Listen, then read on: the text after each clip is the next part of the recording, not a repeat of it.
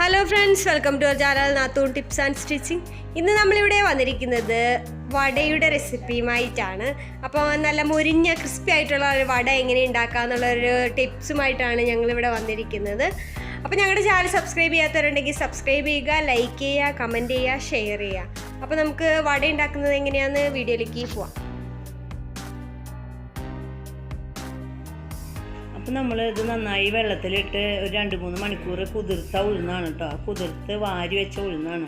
ഈ ഉഴുന്ന് നന്നായി കഴുകി വാരി നമുക്ക് ഇതിലെ വെള്ളമൊക്കെ കളഞ്ഞ് നമുക്കൊരു ജാറിലേക്ക് ഇട്ടിട്ട് ഇത് നന്നായി അരച്ചെടുക്കാം. അരയ്ക്കുന്നതിന് മുന്നേ ഒരു കഷ്ണം ഇഞ്ചി അതിലിടണ്ട്. ഉഴുന്ന് അരയ്ക്കുമ്പോൾ ഇപ്പം ഇടണ്ട, ആദ്യം നമുക്ക് ഉഴുന്ന് നന്നായി അരച്ചെടുക്കാം.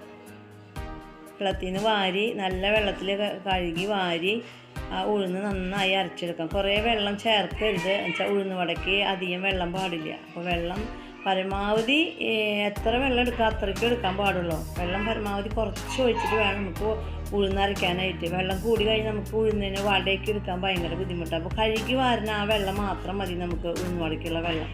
നമ്മൾ ഉഴുന്ന് വടയൊക്കെ തന്നെ നന്നായി അരച്ച് കഴിഞ്ഞിട്ടുണ്ട്. നമ്മൾ കയ്യിലിട്ടിട്ട് ഉരുട്ടി നോക്കുമ്പോൾ തന്നെ അത് ഉരുളാനുണ്ടോ എന്ന് നോക്കുക. അതാണ് നമ്മുടെ പാകം. ഇനി ഇതിലേക്ക് നമുക്ക് ഉഴുന്നരച്ചതിലേക്ക് നമുക്ക്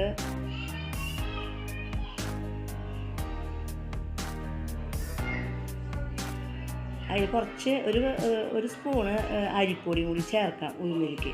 നമ്മുടെ വടയൊക്കെ ഒരു ക്രിസ്പി ആവാൻ വേണ്ടിയിട്ടും നമുക്ക് കയ്യിലൊന്ന് പിടുത്തം കിട്ടാൻ വേണ്ടിയിട്ടും ഈ പാകത്തിന് ഉപ്പ് ചേർക്കാം.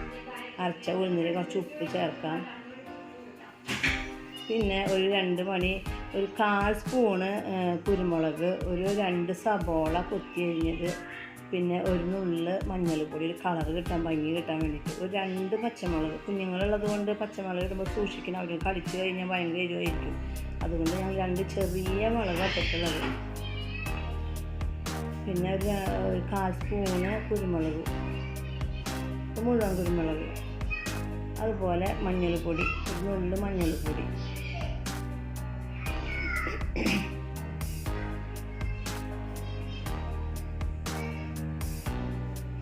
എന്നിട്ട് നമുക്ക് ഈ മഞ്ഞൾപ്പൊടിയും കൂടി ഇട്ട് കഴിഞ്ഞിട്ട് നമ്മുടെ ഉഴുന്നും അരിപ്പൊടിയും കൂടി അരിപ്പൊടി കുറച്ച് മതി. അരിപ്പൊടി ഇടണമെന്ന് നിർബന്ധമില്ല കേട്ടോ. കൂടി നന്നായി അത് മിക്സ് ചെയ്യാം. അതുകൂടെ കുറച്ച് കറിവേപ്പിലയും കൂടി ഇടാം ഒരു മണത്തിന് വേണ്ടിയിട്ട്. അതൊന്ന് തിരുമ്പി പൊടിച്ചിടായിരിക്കും നല്ലത്. ഇനി നന്നായി മിക്സാക്കുക. വെള്ളമൊന്നും ചേർക്കരുത് കേട്ടോ. നന്നായി മിക്സാക്കുക.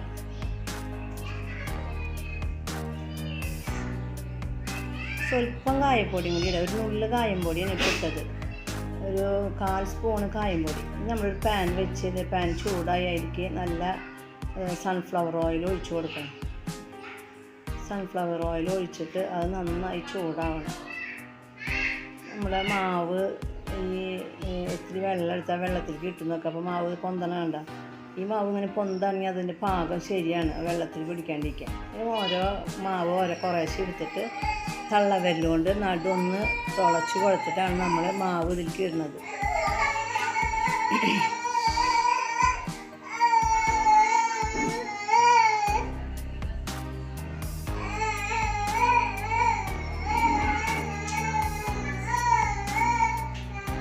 നമ്മുടെ ഉഴുന്നുവട ഇവിടെ നല്ല പാകമായി തുടങ്ങി, നല്ല കളറൊക്കെ വന്നു തുടങ്ങിയിട്ടുണ്ട്.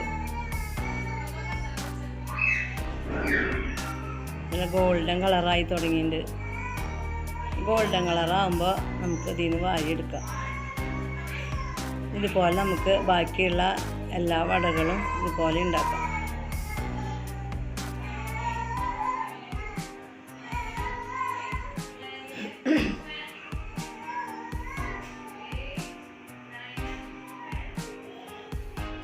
ഈ നടു നമ്മൾ തുളയ്ക്കേണ്ടത് സാധാരണ ഉഴുന്നുവടയിലത്തെ എണ്ണ അതിൽ നിൽക്കാണ്ടിരിക്കാൻ വേണ്ടിയാണ് ഈ ഉഴുന്നുവടയുടെ നടുവിൽ ഈ തുളയിടുന്നത്. അപ്പോൾ ഭംഗിക്കും കൂടിയായി ആ എണ്ണ അതിൽ പിടിച്ച് നിൽക്കില്ല, നമ്മുടെ ഒഴിക്കുന്ന ഓയിൽ അതിൽ പിടിച്ച് നിൽക്കില്ല. അതുകൊണ്ടാണ് നമ്മൾ തുള നിർബന്ധമായിട്ടും ഇടുന്നത്.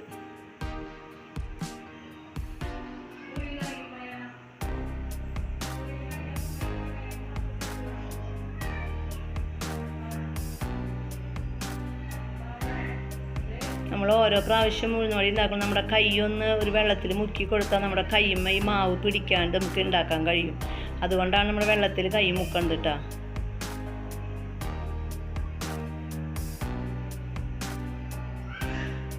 നല്ല ക്രിസ്പിയായ ഉഴുന്നുവട അതേ ഇവിടെ ഉണ്ടായി തുടങ്ങുന്നു. നല്ല കാണാനും നല്ല ഭംഗി, കളറും നല്ല ടേസ്റ്റും, പുറത്ത് നല്ല ക്രിസ്പിയും ഉള്ളിൽ നല്ല സ്മൂത്തായ വടയാണ് നമ്മൾ ഉണ്ടാക്കിയത്.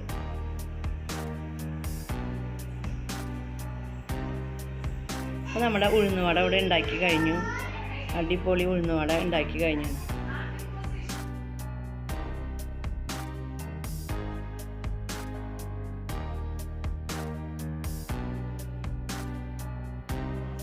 അപ്പോൾ നമ്മുടെ ഉഴുന്നുവടയുടെ റെസിപ്പിയൊക്കെ എല്ലാവരും കണ്ടില്ലേ? ഇഷ്ടമായി എന്ന് വിചാരിക്കുന്നു നിങ്ങളുടെ വീഡിയോ.